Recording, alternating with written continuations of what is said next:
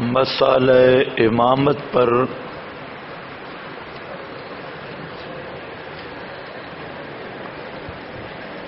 چند ابتدائی باتیں سمجھ لیں۔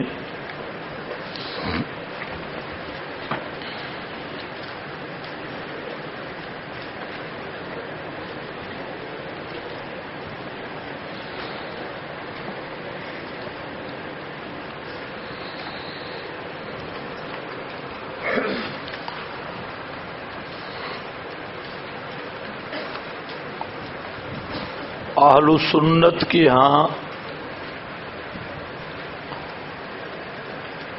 امام کا لفظ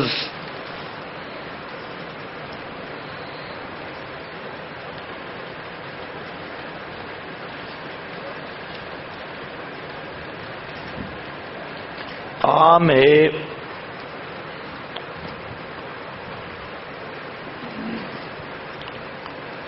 لفظ امامت یا امام کی کوئی خاص اصطلاح نہیں ہے۔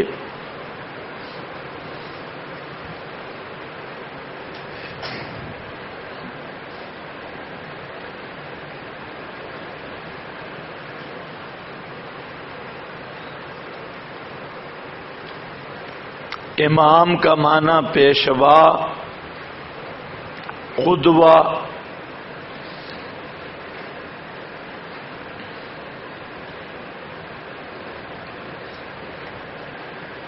خواہ پیشوا اچھائی میں ہو یا برائی میں ہو۔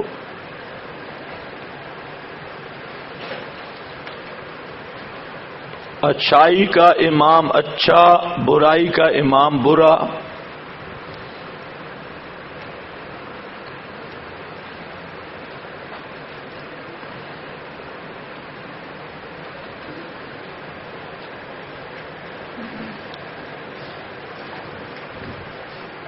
اب یہ قدوہ فی الخیر، قدوہ فی الشر، یہ قرآن کریم میں دونوں طرح موجود ہے، دونوں طرح۔ قاتلوا ائمۃ الکفر،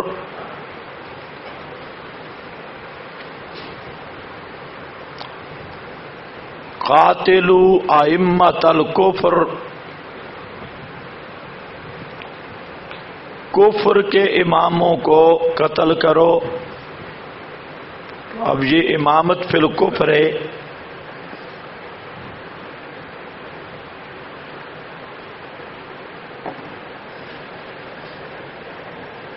ائمۃ یدعون الی النار،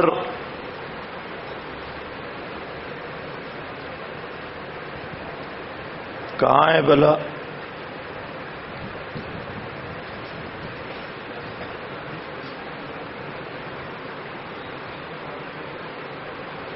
تو امام جو آگ کی طرف بلانے والے فرعونیوں کو کہا گیا،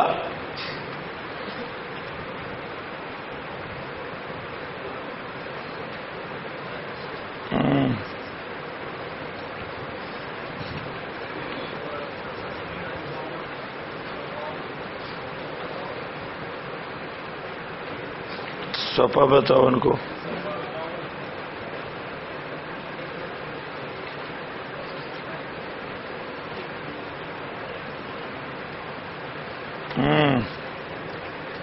وَجَعَلْنَاهُمْ أَئِمَّةً يَدْعُونَ إِلَى النَّارِ وَيَوْمَ الْقِيَامَةِ، قیامت کے دن امداد شمداد بھی نہیں ہوگی، ہم نے انہیں امام بنایا جو آگ کی طرف دائی ہے۔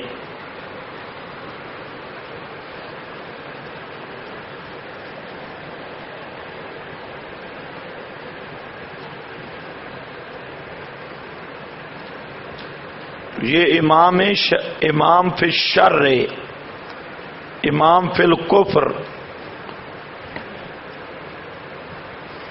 اور امام فی الخیر بھی ائمۃ یہدون بامرنا وَجْعَلْنَا لِلْمُتَّقِينَ اماما، سورہ فرقان.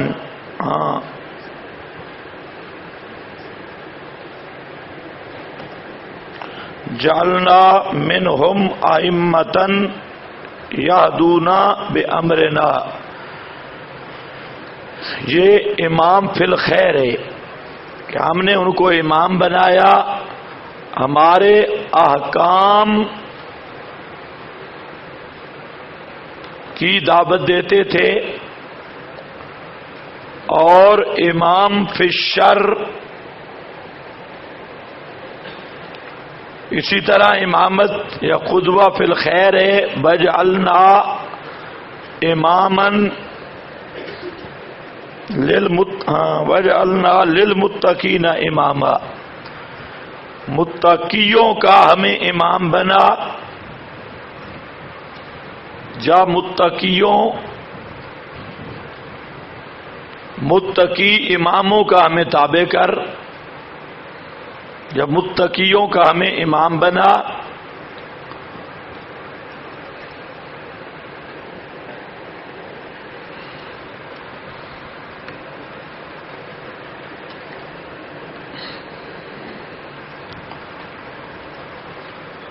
تو الغرض امام کا لفظ اہل سنت کے ہاں کوئی خاص منصب کا نام نہیں، کوئی خاص اصطلاحی لفظ نہیں ہے، بلکہ ہمارے ہاں امام بمعنی قدوہ، رہنما،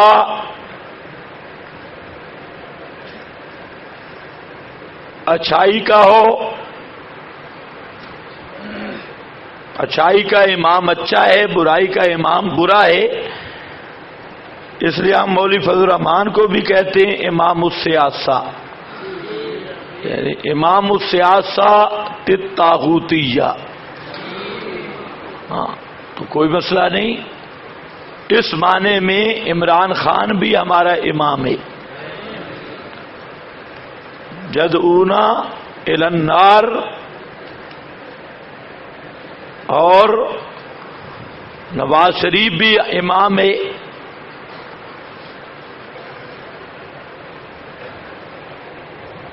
پرویز خٹک بھی امام ہے. تو اس معنی میں جیسے فرعونیوں کو امام کہا گیا، ائمۃ الکفر کہا گیا، تو بہرحال یہ بات جو اصل مقصد کہنے کی ہے کہ ہمارے ہاں اچھائی کا امام بھی ہو سکتا ہے، برائی کا امام بھی ہو سکتا ہے. مطلق قائد کے معنی میں کوئی خاص اصطلاح نہیں ہے، جبکہ اہل تشیع کے ہاں امامت ایک خاص منصب ہے جو الوہیت اور نبوت کے خواص سے مرکب ہے.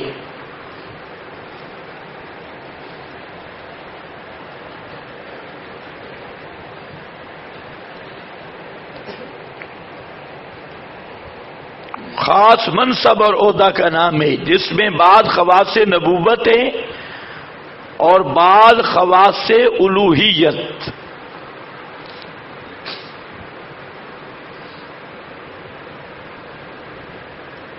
یہی وجہ ہے کہ یہ منصب ان کے نزدیک افضل من النبوہ ہے.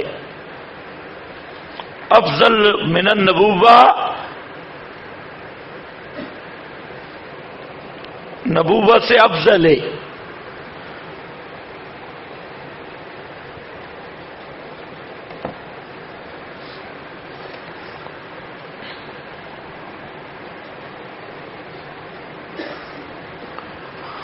اور یہی عقیدہ امامت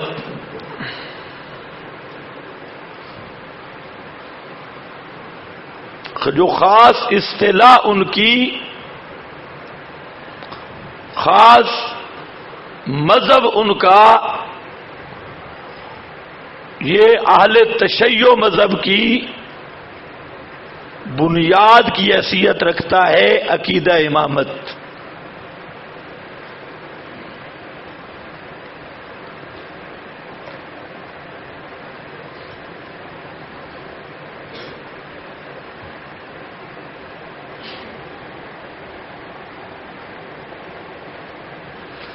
اس لیے پہلے ذرا پڑھیے نظریہ امامت، آپ کو پتہ چلے کہ ان کا امامت کا نظریہ ہے کیا۔ یہ آپ کے پاس لکھا ہے اشارات عقائد دربار امامت۔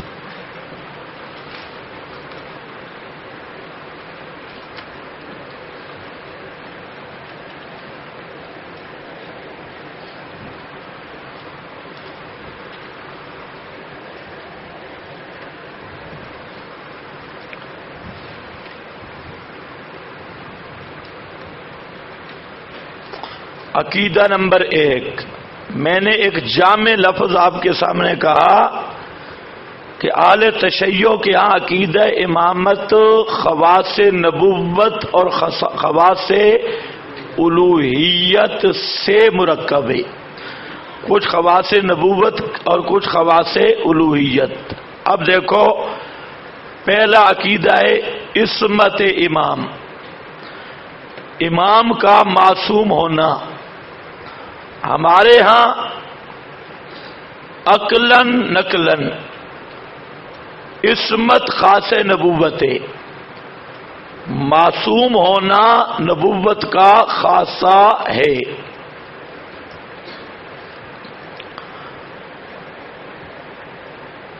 اور امام الانبیاء صلی اللہ علیہ وسلم کے بعد کسی ہستی کو معصوم ماننا، یہ ختم نبوت کا انکار ہے، اور آپ کا منصب اس ہستی میں ماننا ہے، اور صراحتاً یہ ختم نبوت کا انکار ہے۔ جبکہ اہل تشیع کے ہاں 12 امام یہ معصوم ہیں۔ پھر اہل سنت کے ہاں عصمت عن الذنوب ہے، انبیاء معصوم ہیں لیکن گناہوں سے معصوم ہیں۔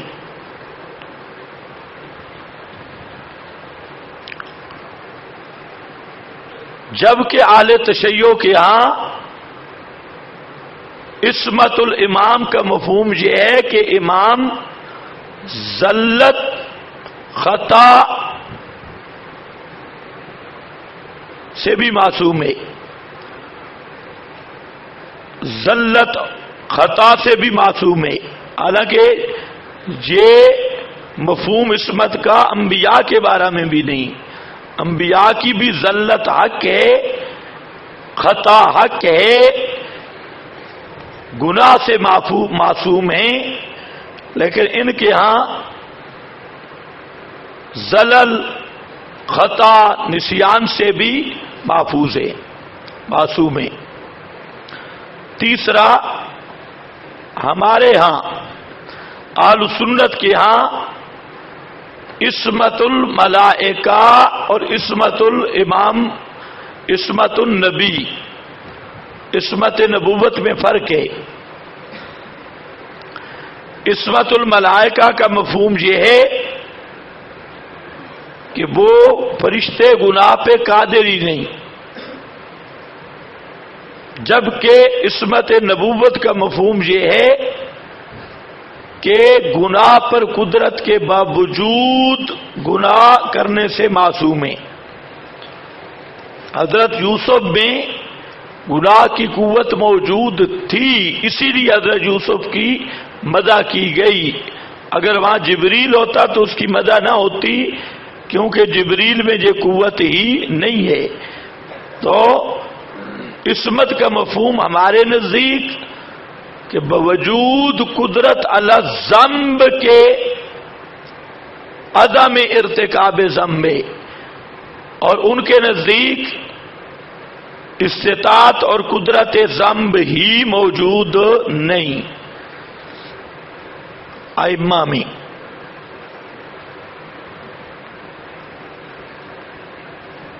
یہ عصمت خاص ہے، نبوت ہے. اب دیکھو کہتے ہیں الامام المطہر من الذنوب والمبرأ عن العیوب. امام مطہر من الذنوب، ہر طرح سے پاک ہوتا ہے گناہوں سے، والمبرأ اور ہر طرح بری ہوتا ہے عیوب سے. فہو معصوم مؤید موفق مسدد. پس وہ معصوم ہے، مؤید تائید من اللہ کے ساتھ مؤید ہے، موفق مسدد توفیق دیا گیا اور بچا ہوا. قد امن من الخطایا والزلل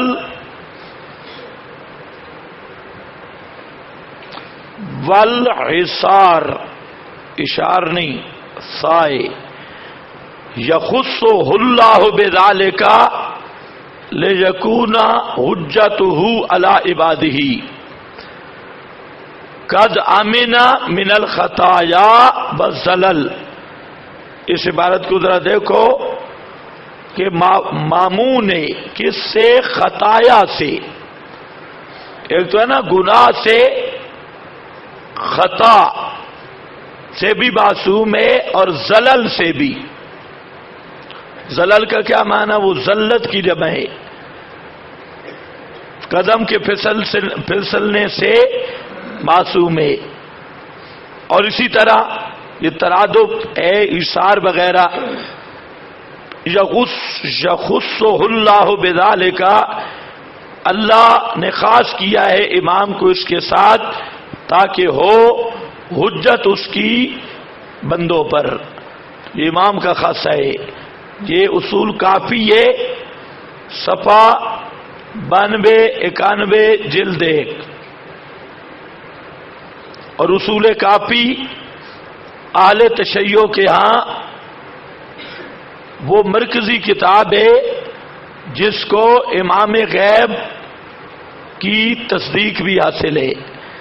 کہتے ہیں کہ کافی یہ نام بھی امام غیب نے تجویز کیا اور تصدیق کی اور کہا کہ ھذا کافن لشیعتنا، ھذا کافن لشیعتنا. ویسے میرے پاس جو نسخہ ہے کافی کا، اس کے شروع میں یہ عبارت نہیں ہے بھی ایران کا شائع کردہ. اور دوسرے جو نسخے ہیں ان کے شروع میں یہ عبارت ہے کہ یہ کافی امام غیب کے پاس پیش کی گئی اور اس نے اس کی تصدیق کی اور اس نے کہا ھذا کافن لشیعتنا. لیکن میں یہ بتا رہا ہوں کہ میرے پاس جو نسخہ ہے اس پر یہ عبارت نہیں ہے. واللہ عالم. دوسرے بعض نسخوں میں نے خود دیکھا لیکن جہاں نہیں ہے.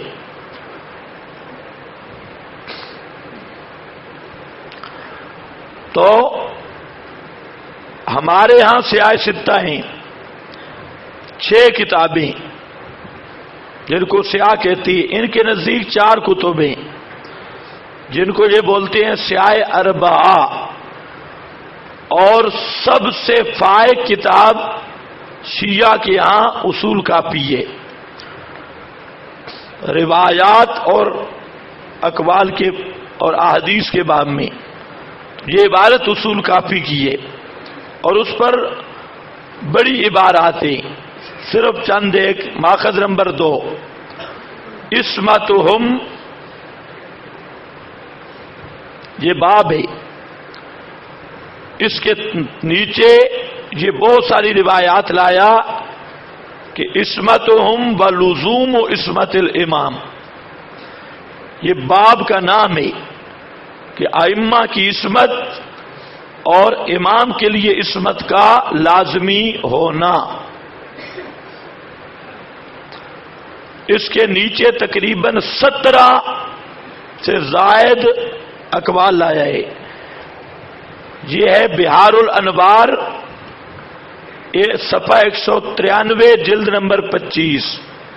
اس کتاب کی 125 جلدیں ہیں، 125 بہار الانوار، اور شیعہ کی احادیث و آثار کے لحاظ سے سب سے بڑی کتاب ہے، بلکہ مسند احمد آل سنت کے ہاں 56 جلدوں میں شائع ہوئی، اور میرا خیال یہ ہے کہ آل سنت کے ہاں احادیث میں سب سے مفصل کتاب مسند احمد اور محقق جو 56 جلد میں آئی، اور یہ کتاب 125 جلدوں میں ہے۔ اور یہ ملا باقر مجلسی کی، اس میں پورا شیعہ مذہب درج کیا۔ آپ کہتے ہیں فلاں آدمی نے کام کیا، تو کام تو اسے بھی بڑا کیا، اس کی اور بھی بڑی کتابیں ہیں، لیکن 125 جلدوں میں کتاب لکھی۔ ہاں بھائی، اور جلد بھی ایک اتنی موٹی ہے، معمولی جلد نہیں۔ اس کا عنوان یہ ہے، آگے عبارت ہے اسی کے نیچے صفحہ یہی ہے، فَإِنَّهُمْ خَيَّرَةُ اللَّهِ وَصَفْوَتُهُ، ائمہ خیرۃ اللہ، اللہ کی سب سے پسندیدہ مخلوق، اور صفوتہ صفی چنے ہوئے، وہم المعصومون من کل ذنب وخطیۃ،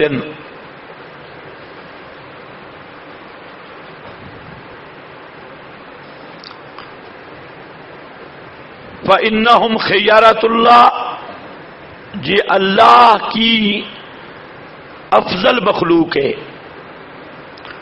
اور اللہ تعالی کی صفوا چنی ہوئی مخلوق ہے، چنندہ مخلوق۔ وَهُمُ الْمَعْصُومُونَ، آگے ذرا دیکھو، اور وہ معصوم ہے کس سے؟ من کل ذنب و خطیۃ، ہر ذنب اور ہر گناہ سے۔ یہ اس باب کا خاتمہ ہے، تمت ھذا الباب، یہ جو اوپر والا باب ہے، ماخذ نمبر 3۔ وفی خبر الاعمش عن الصادق،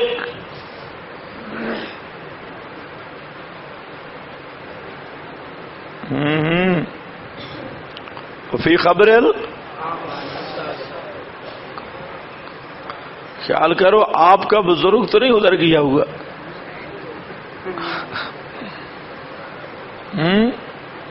یہ تو آپ کا بزرگ ہے جو ادھر جا رہا ہے۔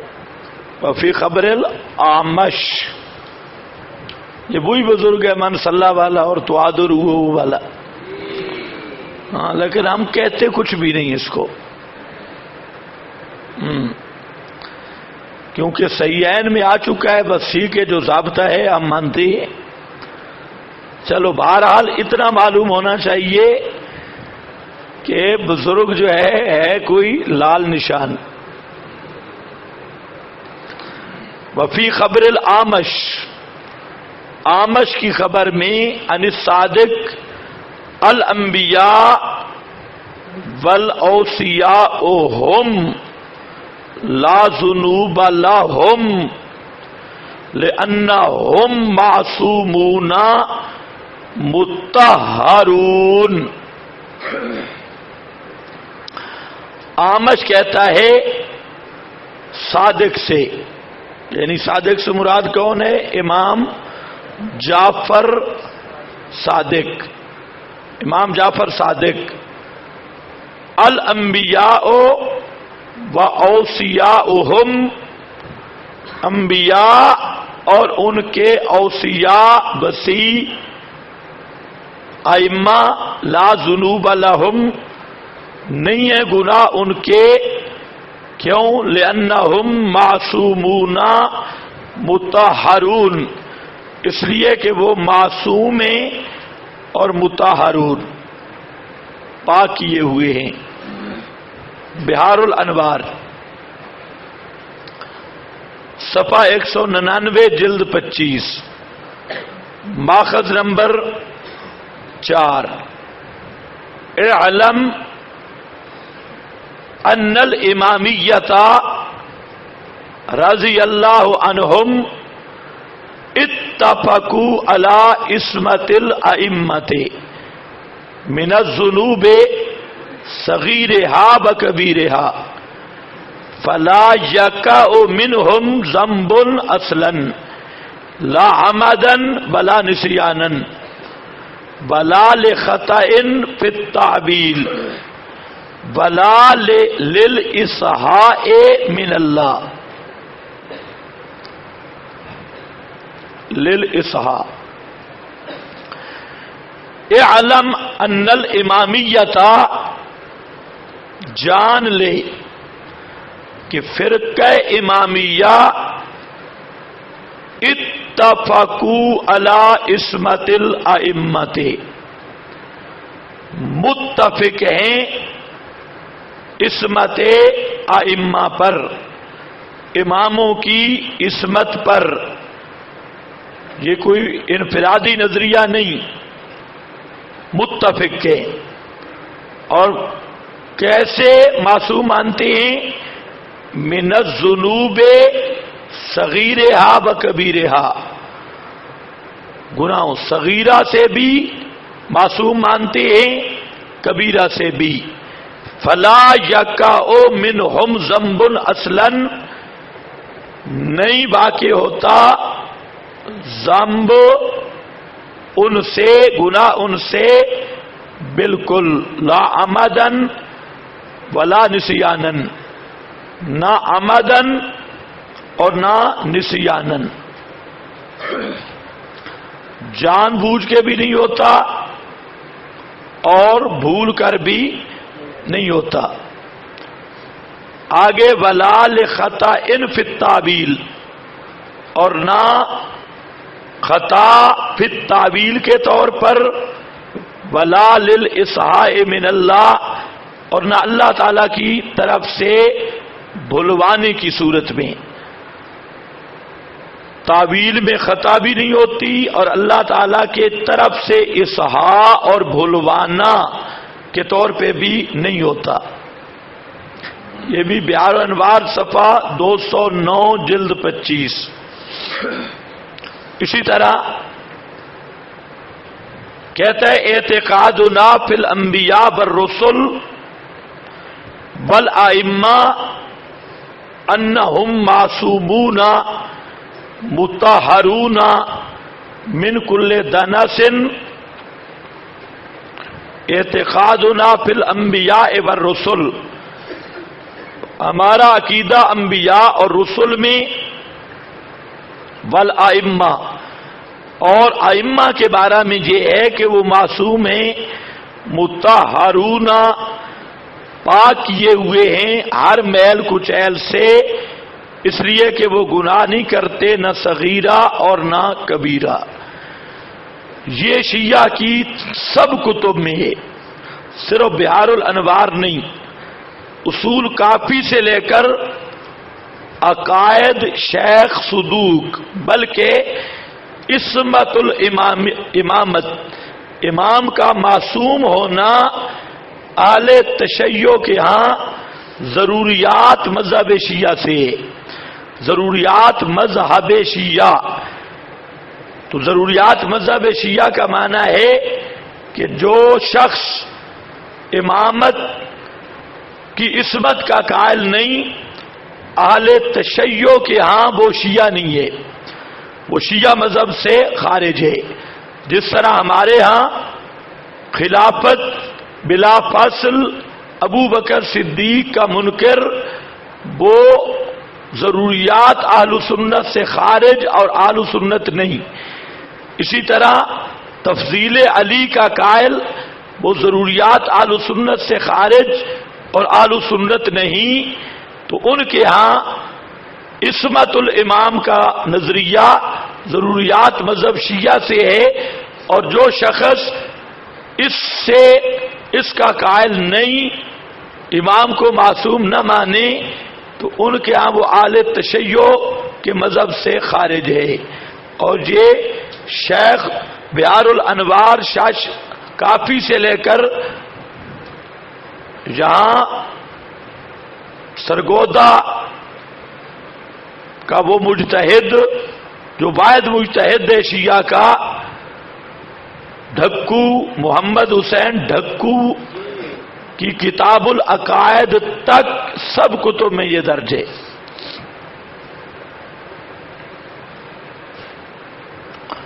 دوسرا عقیدہ ہے امام کا منصوص ہونا۔ ہمارے ہاں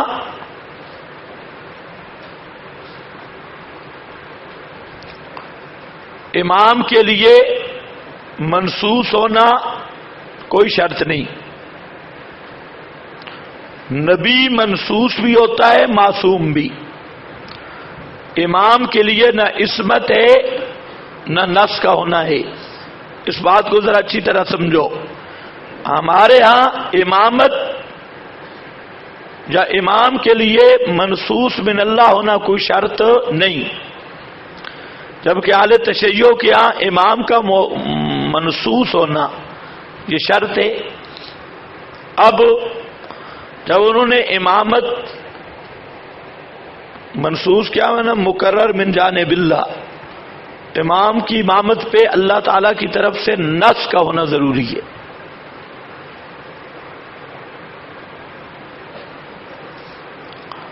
جب انہوں نے یہ شرط لگائی امامت کے لیے، اب پھنس گئے۔ ہم نے کہا کہ 12 اماموں کا نظریہ، ان کے صرف نام ہی قرآن سے دکھا دو یا حدیث سے، کیونکہ امام کا منصوص ہونا ضروری ہے۔ تو ائمہ اثنا عشری 12 کا کس پارے میں ہے، اس کی نشاندہی کر دو۔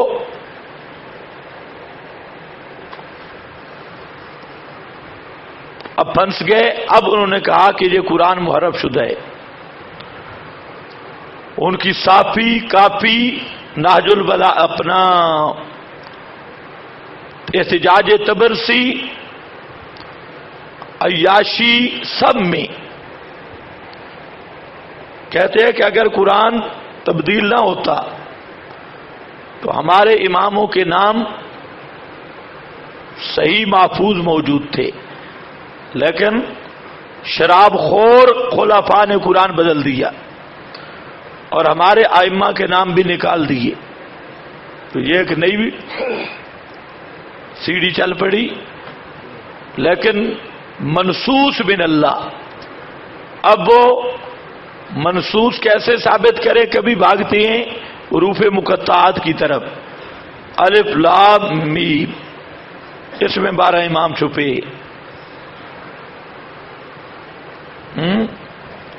اور کبھی وہ کہتے ہیں کہ قرآن میں موجود ہیں لیکن آپ سمجھتے نہیں، علم العاداد آپ کو نہیں آتا۔ اگر آپ کو علم العاداد آتا ہوتا، اور جو تعویذوں پہ لکھتے ہیں، تو علم العاداد ہوتا تو ہمارے امام قرآن میں مل جاتے، تو امام تلاش کرنے پڑتے، ان کے لیے جال ہے علم العاداد، اگر وہ لگا لو تو امام پھنس جاتا ہے، نہیں تو نکل گیا۔ تو بہرحال یہ ایک ان کے نزدیک عقیدہ ہے منصوص من اللہ ہونا۔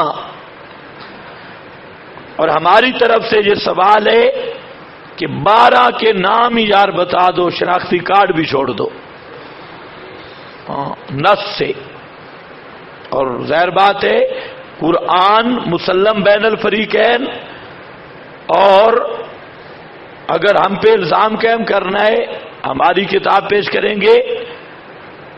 وہ بیچارے یہ ایک مستقل لمبی بات سے بخاری میں اسنا عشرہ خلیفتن 12 خلفاء ہوں گے. کہتے وہ ہمارے ہیں، تو ہم کہتے وہ تو غاروں میں چھپے ہوئے ہیں، خلیفہ غار میں چھپتا ہے، وہ تمہارے کیسے ہیں؟ خیر یہ ایک لمبی بات سے پہلے عقیدہ دیکھ لو. ماخذ نمبر 1 ما نص اللہ ورسولہ علی الائمہ واحدا فواحدا، وہ جو نص کرے اللہ اور اس کا رسول ائمہ پر، واحدا فواحدا، ایک ایک پر.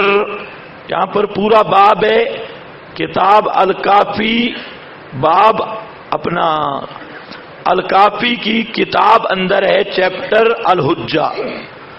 اس میں ساری بات ہی یہ کی گئی کہ امام کے لیے نص کا ہونا ضروری ہے اور امام معصوم ہے.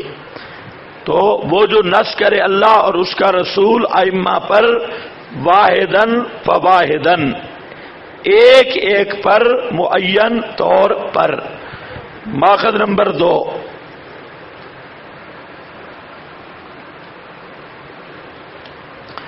لأن الامام لا يكون الا منصوصا علیہ،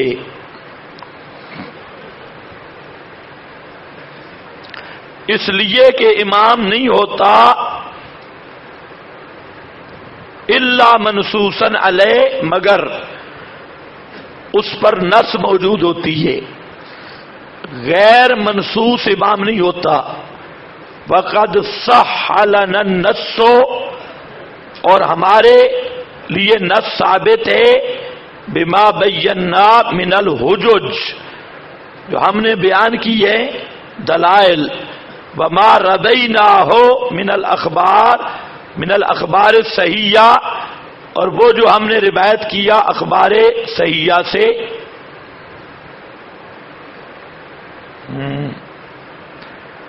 تو کیا معنی کہ امام نہیں ہوتا مگر اس پہ نص ہوتی ہے. وقد صح لنا، اور ثابت ہے ہمارے نزدیک نص جس پر ہم نے حجج پیش کر دیے، نصوص اور حجج پیش کیے عالم خواب میں، اور اخبار صحیحہ روایت کیے کہ امام منصوص ہوتا ہے. بحار الانوار صفحہ 194 جلد 1.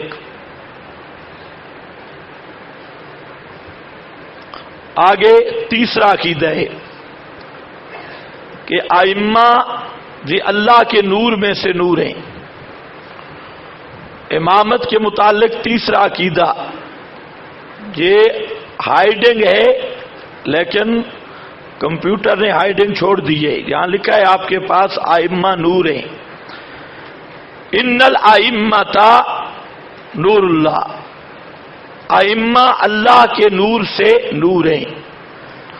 اصول کافی یہ باب ہے، اصول کافی میں بھی بحار الانوار میں بھی، کہ ائمہ نور ہیں. ماخذ نمبر 1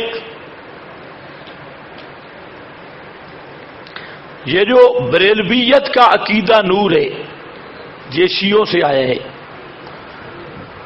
اور یہ ایک بات ذہن میں رکھیں، جتنے مذاہب باطلہ ہیں، جتنے مذاہب باطلہ اسلام کی طرف منسوب ہیں، چاہے وہ بریلی ہوں یا للڑ ہوں یا آل حدث ہوں یا پرویزی ہوں یا قادیانی ہوں، یہ جتنے ہوں ان کی ماں تشیع ہے.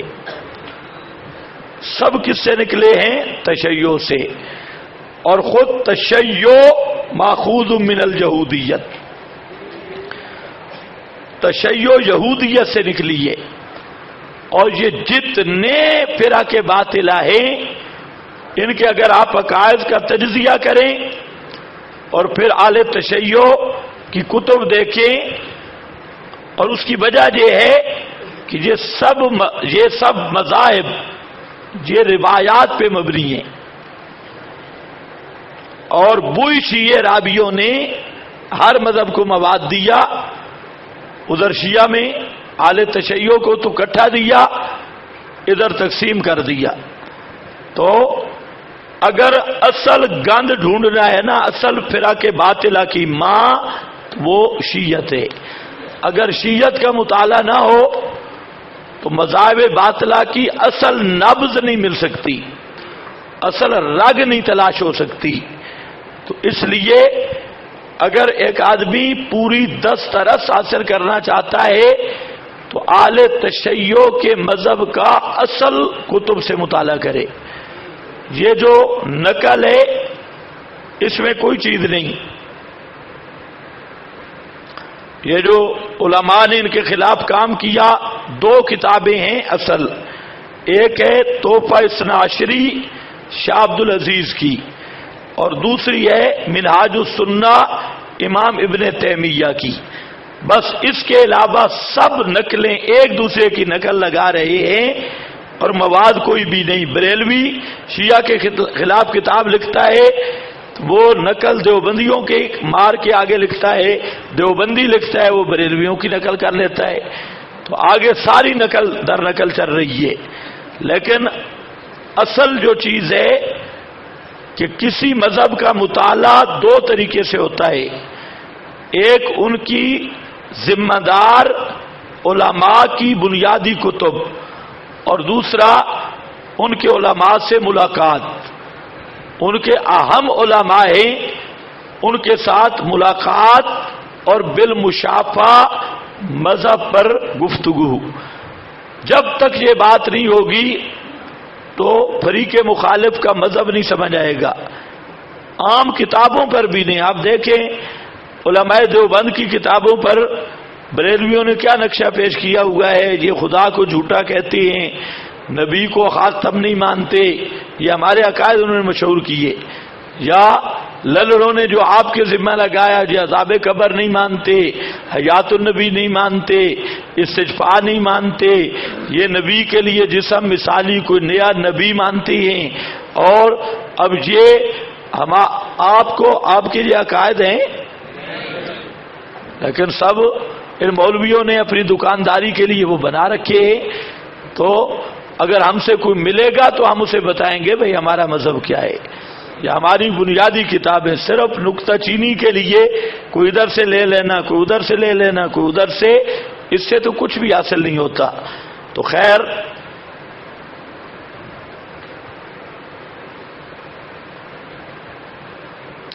ماخذ نمبر 3 ہے عن علی بن الحسین قال الامام منا لا یکون الا معصوما۔ یہ علی بن حسین کون ہے؟ امام زین العابدین، اس کا قول لکھ رہا ہے۔ امام زین العابدین،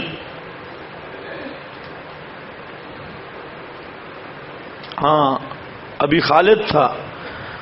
قال سألت ابا جعفر، میں نے ابو جعفر سے پوچھا، ان قول اللہ آمنوا باللہ ورسولہ والنور الذی انزلنا، فقال جا ابا خالد النور واللہ الائمہ من آل محمد الی یوم القیامہ۔ کہا کہ یہ جو ہے نا آمنوا باللہ ورسولہ سورہ تغابن میں، والنور الذی انزلنا، تو کہا کہ یہ نور کون ہے؟ کہتا ہے واللہ الائمہ، اس نور سے مراد اماموں کا نور ہے، امام ہے۔ اللہ نے فرمایا اللہ کے ساتھ ایمان لاؤ اور چپ کے ساتھ رسول کے ساتھ اور وَالنُّورِ الَّذِي اس نور کے ساتھ جس کو ہم نے نازل کیا. تو اس نور سے مراد کیا ہے؟ قرآن. لیکن امام صاحب کیا فرما رہے ہیں ابو جعفر؟ ہاں واللہ الائمہ، جھوٹ پہ قسم آئے تو جھوٹ سچ بن جاتا ہے.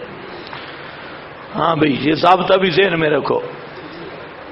کسی جھوٹ کے شروع میں قسم اٹھا دو تو وہ شروع پکا جھوٹ سچ بن جاتا ہے. صدق ان قلب صدقہ انزلنا فقال یا ابا خالد النور واللہ الائمہ من آل محمد الى یوم القیامہ، قیامت تک آل محمد کے ائمہ ہیں. وہم واللہ نور اللہ الذی نور اللہ الذی انزل، یہ اللہ کا وہ نور ہیں جو اللہ نے اتارا. وہم نور اللہ فی السماوات وفی الارض، اور یہی نور ہیں فی السماوات والارض. اصول کافی. ایک اعلی تشیع کا مولوی ہے شوکت، اس کی اتنی داڑھی ہے. پہلا مولوی، ان کے مولویوں کی داڑھی نہیں ہوتی، کلین شیف ہوتی ہے. جیسے محقق الاطلاق طالب جوہری ہے تو بالکل باندر کی شکل ہے. بندر بیزو کل کرادہ، تو بالکل وہی ہے.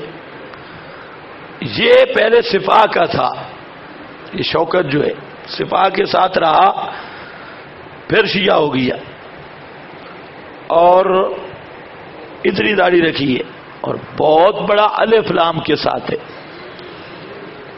اور الف لام بھی آدھے خارجی کا. تو وہ اس آیت پہ بڑا زور دیتا ہے، کہتا ہے دنیا کا کوئی مولوی مجھے بتائے رسول کے ساتھ نور کون نازل ہوا. آمنوا باللہ ورسولہ انزلنا، وہ نور جو ہم نے نازل کیا. جہاں وہ کہتا ہے رسول آیا نور آیا، قرآن تو آیا 40 سال بعد، تو یہاں اللہ فرما رہے ہیں رسول آیا نور آیا. وہ کون سا نور ہے جو نبی کے ساتھ آیا؟ اس پہ پھر بڑی، آپ تو روکھے لوگ ہیں، نہیں تو سبحان اللہ کم از کم کہتے. وہ تو اس پہ بہت داد لیتی ہے، یہ کوڈ نمبر ہے، تو وہ کہتے ہیں وہ علی ہے. اور وہ نور ہیں ائمہ اطہار جو نور اللہ ہیں. خیر دلیل بھی آ گئی. اصول کافی باب ان الائمۃ نور اللہ، یہ باب ہے، ماخذ نمبر 2.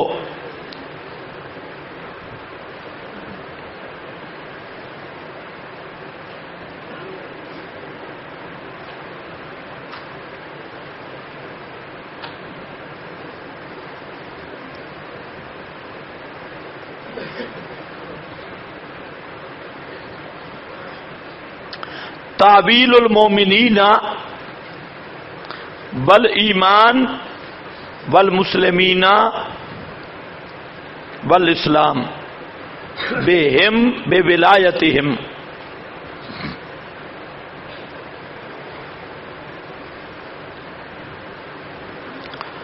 مومن کہتے ہیں کہ قرآن پاک میں جہاں بھی مومن یا مسلم کا لفظ آیا تو اس سے مراد ہے جو ائمہ کی امامت اور ولایت پہ ایمان رکھتا ہے. جہاں پر بھی یہ ضابطہ بیان کر رہا ہے. اور والکفار والمشرکین والکفر والشرک والطاغوت واللات والعزی والاصنام باعدائہم ومخالفیہم. جہاں پر بھی قرآن میں کافر کا لفظ ہے، مشرک کا لفظ ہے، کفر کا لفظ ہے، شرک کا لفظ ہے، طاغوت کا لفظ ہے، لات کا لفظ ہے، عزا کا لفظ ہے، اصنام کا لفظ ہے، تو اس سب سے مراد ائمہ کے آدھا ابو بکر، عمر، عثمان ہیں۔ سمجھ گئے یا نہیں؟ وہ ہیں آدھائہم۔ بحار الانوار صفحہ 23 جلد صفحہ نہیں جلد 23 اور صفحہ 353۔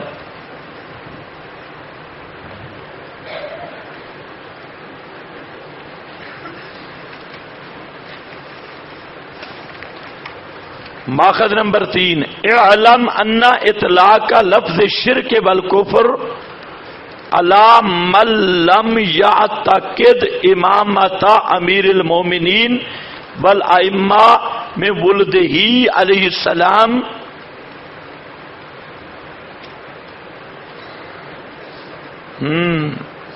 وفضل علیہم غیرہم یدل علی انہم کفار مخلدون فی النار۔ یہ ائمہ کا چوتھی بات آ رہی ہے کہ اماموں کی امامت کا منکر کافر ہے۔ اماموں کی امامت کا منکر اہل تشیع کے ہاں کافر ہے۔ جو عقیدہ یعنی جس طرح نبوت پر ایمان لانا ضروری ہے، اسی طرح امامت پر بھی ایمان لانا ضروری ہے۔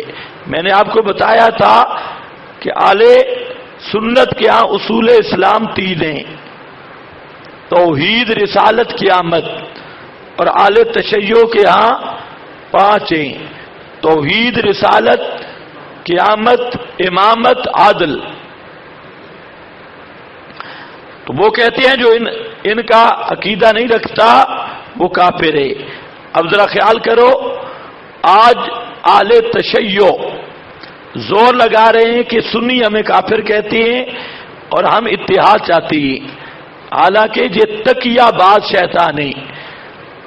وہ تو ائمہ کی امامت، اور امامت بھی عصمت بھی، منصوص ہونا بھی، نور من نور اللہ ہونا، آگے آ رہا ہے ما کان ما یکون کا عالم ہونا، اور موت و حیات پر متصرف ہونا، یہ امامت کا مرکب نظریہ کھچڑی۔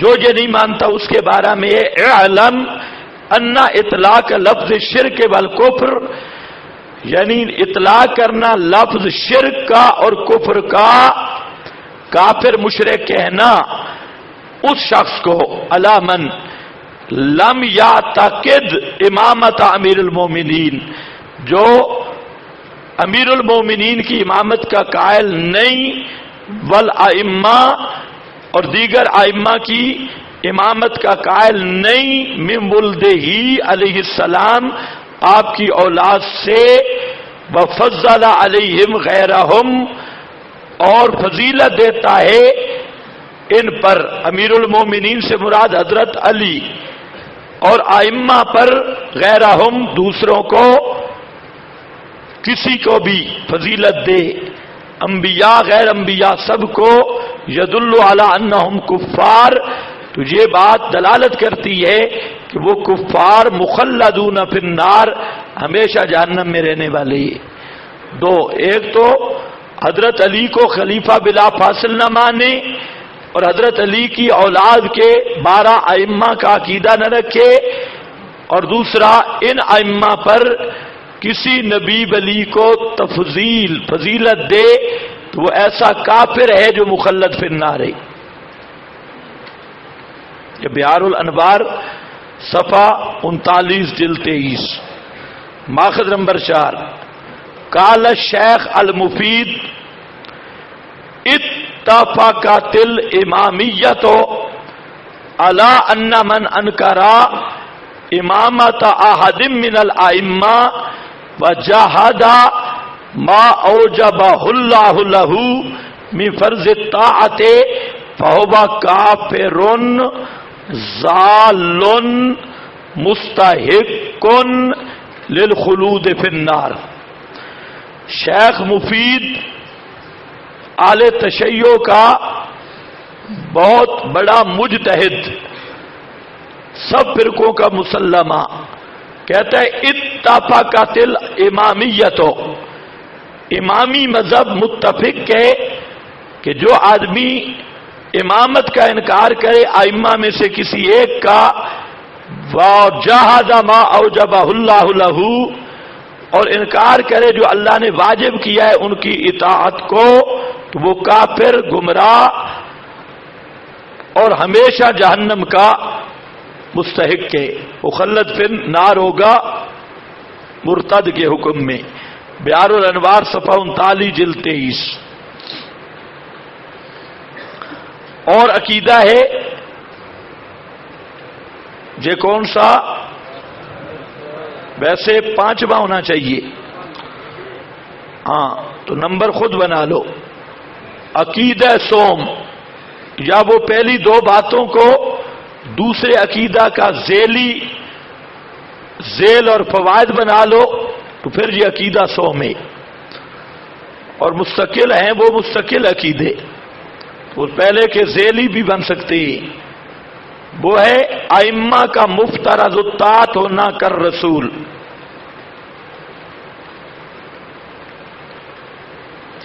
میں نے آپ کو اپنا عقیدہ بتایا کہ ہمارے ہاں بعد رسول اللہ صلی اللہ علیہ وسلم کے کسی کو مفترض الطاعت علی الاطلاق کہنا یہ خالصتاً کفر ہے۔ باقی جو ائمہ ہدا کی پیروی ہے تو میں نے بتا چکا ہوں کہ وہ مستقل نہیں ہے، اور نہ وہ مفترض الطاعت مطلق ہیں، بالکل نہیں۔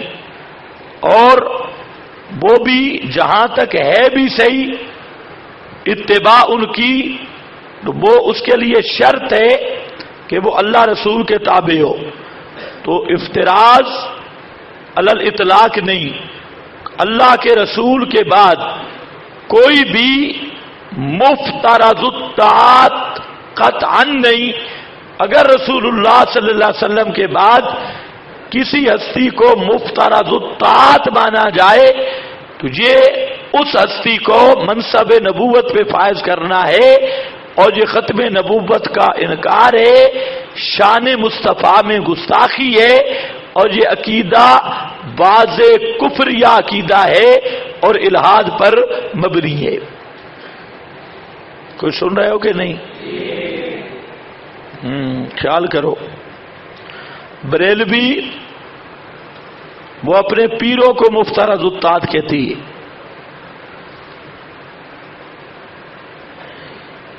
اور للڑ کی اصطلاح اکابر، اور آپ کی اصطلاح نہیں بن رہی ہے مشائخ، شیوخ۔ ہاں تو آپ میں بھی کئی غالی، مشائخ پرست غالی، شیوخ پرست غالی۔ تو یاد رکھو جیسے قبر کی پوجا شرک ہے، اسی طرح اکابر کی پوجا بھی شرک ہے، اور جس طرح اکابر کی پوجا شرک ہے اسی طرح پیروں کی پوجا بھی، پیر پرستی بھی شرک ہے، اور جیسے پیر پرستی شرک ہے اسی طرح مشائخ پرستی بھی شرک ہے۔ مشائخ کا احترام ہے، ان کے ساتھ محبت ہے، لیکن پرستی کا معنی سمجھا چکا ہوں۔ کتاب و سنت کی حدود نصوص کے خلاف کسی بزرگ کا حوالہ دینا، جو میرا بزرگ شیخ جو کرتا ہے، یہ وہ کفر ہے جس کے یہود و نصارہ مرتکب تھے، اور یہ وہ کفر ہے، شرک ہے جو شرک فی الحاکمیت ہے۔ ہاں شرک فی الحاکمیت کا شعبہ ہے۔ تو شرک فی الحاکمیت صرف یہ نہیں ہے کہ طاغوتی نظام، وہ بھی ہے، لیکن یہ بھی شرک فی الحاکمیت کا ایک شعبہ کہ ایک شرعی حکم میں باوجود خلاف ورزی پر اور باوجود ظہور خلاف ورزی پر پھر حکم کو چھوڑ دینا اور مشائخ کا دفاع کرنا، تو یہ بھی اس یہودی کو، اس آدمی کا کام ہے جو من جنس الیہود ہو۔ ہاں بھائی، تو یہاں پر مفترض الطاعت کون ہے؟ صرف رسول اللہ کے بعد۔ تو ترتیب میں سمجھا چکا ہوں۔ اس پر روایات نہیں درج کی، صرف کافی کا حوالہ آپ کے پاس لکھا ہے، باب فرض طاعات الائمہ، اصول کافی باب الحجہ میں، اس میں کلینی نے 17 روایات ذکر کی ہیں ائمہ معصومین سے ان کے بقول کہ امام کی اطاعت ایسے فرض ہے جیسے رسول کی اطاعت فرض ہے، تو وہ مفترض الطاعت ہے۔ یہ 17 روایتیں اسی مقام پہ کافی میں موجود ہیں۔ اگر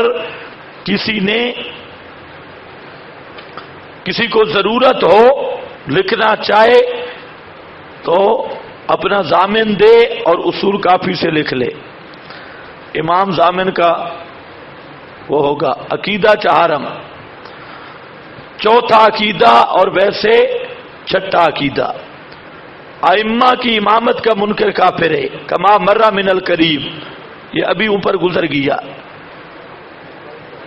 اور عقیدہ پنجم، اختیارات ائمہ۔ اب یہ جو پہلے آپ نے پڑھا اس کا حاصل ہے عصمت، منصوص ہونا، مفترض طاعت ہونا۔ تو اب یہ خواص نبوت ہے، منصب نبوت، تو ائمہ کو یہ دیا، اور امامت کا منکر کافر، تو یہ بھی منصب نبوت ہے، نبوت کا انکار کفر ہے، امامت کا انکار کو کفر قرار دینا یہ بھی منصب نبوت پہ عملہ آور ہونا ہے۔ اس کے بعد ہے اختیارات ائمہ، انہم یقدرون علی احیاء الموتى۔ اب ذرا خیال کرنا، ائمہ میں دوسرا کیا کہا میں نے؟ خواص الوہیت، انہم یقدرون علی احیاء الموتى، امام مردوں کو زندہ کر سکتے ہیں، اس پہ قادر ہیں، بإبراہ الاکما والابرص، اور اکما مادر زاد اندھا، ابرص برص کی مرد والا، بجمیع علی جمیع معجزات الانبیاء، انبیاء کے سب معجزات پر ائمہ قادر ہیں، کر سکتی ہیں۔ یا دو چیزیں ہیں، ایک تو ان کے نزدیک بھی معجزہ فعل نبی ہے، اب بریلویوں نے اہل تشیع سے یہ عقیدہ لیا، انہوں نے کہا کہ معجزہ فعل نبی ہے اور نبی معجزہ پر قادر ہے، اور اصل یہ عقیدہ شیعوں سے آیا، اور یہ عقیدہ اہل کتاب سے آیا کہ وہ یہود و نصارہ اسی لیے حضرت عیسیٰ کو ابن اللہ یا الہ کہتے، ان کا دھوکہ کی وجہ یہی معجزات بنے، تو قدرت علی المعجزات مانی، انہم یقدرون علی احیاء الموتى وابراء الاکما۔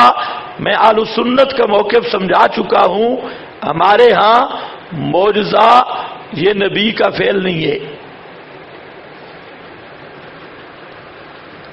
کرامت ولی کا فعل نہیں، یہ کس کا فعل ہے؟ اللہ کا۔ بہار الانوار باب اسی عنوان کا ہے، یہی عنوان ہے، یہ باب ہے پورا۔ ماخذ نمبر 2، ما آت اللہ نبیا شیئا قط، اللہ نے کسی نبی کو کوئی چیز نہیں دی، الا وقد آتا ہو محمدا، مگر اللہ نے وہ چیز محمد صلی اللہ علیہ وسلم کو دی۔ پہلے جتنے انبیاء ہیں، ابھی آپ کو چور دروازہ بھی معلوم ہو گیا ہوگا، اور بھی یہ جو آپ کے خطیبوں میں گپ آئی ہے یہ اسی حوالے سے کہ ما آت اللہ نبیا شیئا قط الا وقد آتاہ محمدا، اللہ نے کسی نبی کو جو چیز دی وہ اللہ نے محمد صلی اللہ علیہ وسلم کو بھی دی۔ تو میں نے صبح کہا تھا کہ حضرت عیسیٰ کو بغیر باپ کے پیدا کیا، تو کیا نبی پاک کے لیے یہ ثابت ہے؟ پھر کل سے کیا مراد ہے؟ اور خلاصہ آثار الانبیاء اور خصائل الانبیاء، یہ نہیں ہے کہ ہر چیز، اللہ بقد آتا ہو محمدہ و آتا ہو، اور محمد صلی اللہ علیہ وسلم کو عطا کیا ما لم یکن عندہم، جو چیزیں ان کے پاس نہیں تھیں، کل تو وکل ما کانا عند رسول اللہ، ہر وہ چیز جو رسول پاک کے پاس ہے، فقد آتا ہو، اللہ نے عطا کی امیر المومنین، امیر المومنین سے مراد حضرت علی ہیں۔ قال نعم، جہاں کسی نے اوپر دیکھا، اچھا ہاں نعم، اس میں کیا شک ہے؟ کوئی سنی بیٹھا ہوگا نا۔ ثم الحسن والحسین، پھر حسن کو پھر حسین کو، ثم من بعد کل امام اماما الی یوم القیامہ، پھر ہر امام کو ملا قیامت تک مع الزیادت، پہلے امام کی نسبت کچھ زائد چیزیں بھی ملی۔ اللہ نے جو کچھ محمد صلی اللہ علیہ وسلم کو دیا، حضرت علی کو دیا، اور حضرت علی کو تھوڑا زائد کر کے دیا، اور جو حضرت علی کو دیا حضرت حسین کو دیا، حسن کو، اور حسن کو ذرا علی سے زائد کر کے دیا، اور پھر حسین کو ذرا زائد کر کے دیا، اور اسی طرح ایک ایک امام کو مع زیادہ، اور آخری چھپ گیا، وہ آ رہا ہے۔ خیر، بیار الانوار، اس کے بعد بڑا گپوٹیشن ہے کہ اندہم، ہاں ماخذ نمبر 3، ان الاسم الاعظم علی ثلاثۃ و سبعین حرفا۔ اور دوستو بزرگوں، سنتے رہتے ہو بھئی ایک اسم اعظم ہوتا ہے، اور وہ کہاں دریافت ہوتا ہے؟ صوفیوں کے پاس۔ یہ سنا ہوگا، فلانے کے بعد پاس اسم اعظم ہے، تو یاد رکھو جو حدیث سے ثابت ہے، اسم اعظم تمہیں میں دے رہا ہوں، وہ ہے لفظ اللہ الحی القیوم، یہ اسم اعظم ہے۔ سمجھے کہ نہیں سمجھے؟ وہ جو بابے نے دعا بزرگ نے کی تھی، آئے گا آصف نے دعا بالاسم الاعظم قال یا حیو یا قیوم، یہی ہے۔ اور بہرحال لیکن ایک جو مخصوص اصطلاح ہے اسم اعظم کی، آپ دیکھیں گے بہت ساری دنیا اسم اعظم کی تلاش میں پھر رہی ہے کہ اسم اعظم، او ہاروت ماروت والے جھوٹ میں بھی وہ اسم اعظم ہے۔ او بزرگوں، وہ جو زورا کنجری تھی اس کی کہانی میں بھی وہ ہے، معلوم ہوتا ہے یہ سب یہود سے آ رہا ہے، یہودی کہ وہ اسم اعظم جو پڑھ کر فرشتے آسمان پہ جاتے، تو اس مزنیہ نے وہ اسم اعظم کہا پہلے میں سکھاؤ، وہ سیکھ لیا اور وہ پڑھ کے آسمان پہ چڑھ گئی۔ تو یہ اصل میں یہ اسم اعظم یہودیوں سے آیا، یہودیوں سے یہ تصور اہل تشیع میں، اور اہل تشیع سے صوفیوں میں، اور صوفیوں سے بریلویوں میں۔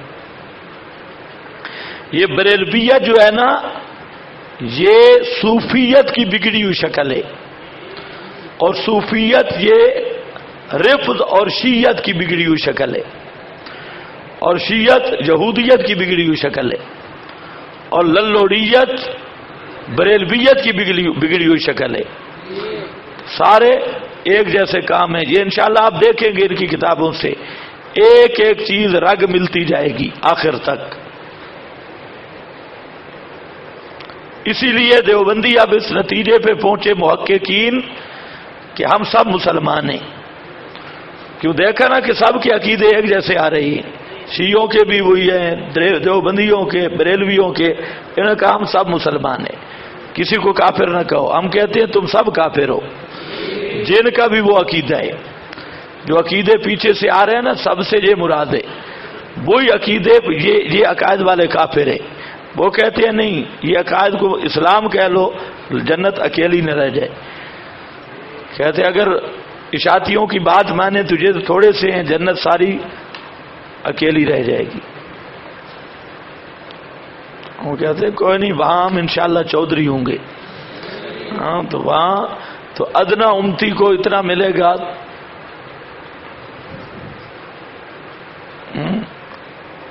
سارا دنیا و عشرت و امثالها، ادنا امتی کو ملے گا. تو آپ تو زبردست امتی ہیں، آپ کو کم از کم دنیا اور عشرت و آلاف امثالها ملنا چاہیے. تو ایک ایک کے اتنی جاگیر ہوگی تو جنت خالی نہیں رہنے لگی. یہ بھی ایک چبل پن ہے. دیکھو اور کچھ چیزیں گپ شپ ہوتی ہے، اس کو آپ سیریس میرا خیال سمجھتے ہیں بہت سارے بزرگ. پرچیوں سے ایسے ہی لگتا ہے. پرچیوں لکھنے والوں کا یہاں آنے کے لیے ایک چیز کی ضرورت ہے، دماغ کی ٹریننگ ضروری ہے. دماغ کا جمود نہ ہو. جو پڑھ رہے ہیں وہ پڑھو، ادھر ادھر جانے کی ضرورت نہیں. ان الاسم الاعظم کہتا ہے کہ اللہ کا جو اسم اعظم ہے وہ 73 حروف پر مبنی ہے.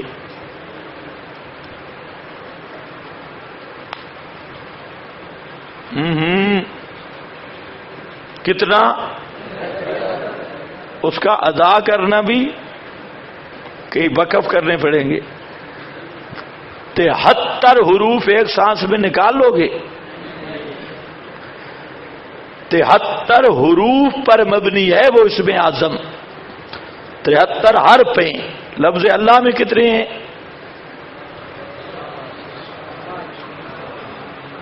الف، 2 لام، 1 ہا، 4. اب یہ 4 ہیں. اللہ رحمان میں را، ہا، میم، نون، 4. اور جو اسم اعظم ہے اس میں کتنے ہیں؟ 73 حروف. وہ اسم اعظم اگر لکھا جائے تو ادھر تک چلا جائے گا. 73 حروف. یہ وَإِنَّمَا كَانَ عِندَ عَاصِمٍ مِّنْهَا حرف واحد. اور اس کی ذرا طاقت دیکھنا، آصف کے پاس ایک حرف تھا. آصف زرداری نہیں، او آصف بن برخیہ جو حضرت سلیمان کے دربار میں بیٹھا تھا، اس کے پاس ایک حرف تھا. بنا اور ایک حرف کی طاقت کرشمے دیکھا کہ سینکڑوں میل دور اتنا وزنی تخت ملکہ بلقیس کا اس کو آ گیا ایک چٹکی میں لایا. یہ تو ایک حرف کی طاقت ہے. ایک حرف کی طاقت. کل کتنے ہیں؟ 73 حروف ہیں. تو مولوی بن رہے ہو. 73 حروف. وَنَحْنُ عِندَنَا مِنَ الْإِسْمِ الْأَعْظَمِ 72. اور ہم جو ائمہ لوگ ہیں ہمارے پاس 72 حرف ہے. ہاں، پوری دنیا کو الٹ پلٹ دیں گے، صرف تخت کی بات نہیں. وحرف واحد ان اللہ استأثر به فی علم الغیب عنده. بس ایک حرف اللہ نے اپنے پاس رکھا ہوا ہے، اس کو علم غیب میں رکھا. باقی 72 حروف اماموں کو دے دیے.